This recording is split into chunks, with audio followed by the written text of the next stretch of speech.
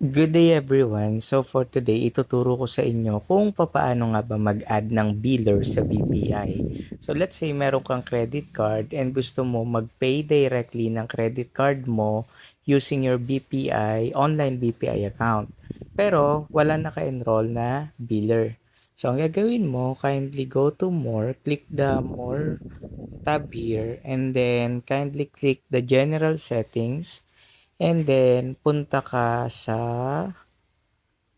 okay, scroll mo.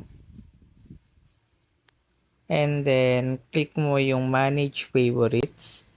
And then, add ka ng biller mo. So, to add biller, kindly click this add new favorite. And then, type billers. And then, after that, pili ka ng biller. Usually, kindly search mo lang BPI and then ang lalabas doon dalawa.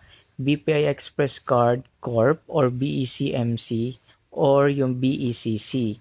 Now, ang pipiliin natin is yung BECC. Click nyo yan.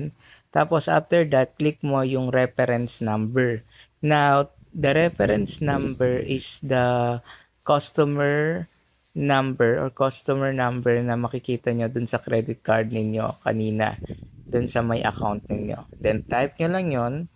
After nun, click continue and then automatic enrolled na. Once enrolled na, pwede na kayong bumalik sa account and then pwede na kayong mag-direct pay doon para hindi na kayo mag-transfer pa sa ibang online bank para mabayaran lang yung inyong BPI credit card. So that's it for today. I hope that meron kayong natutunan sa video na to.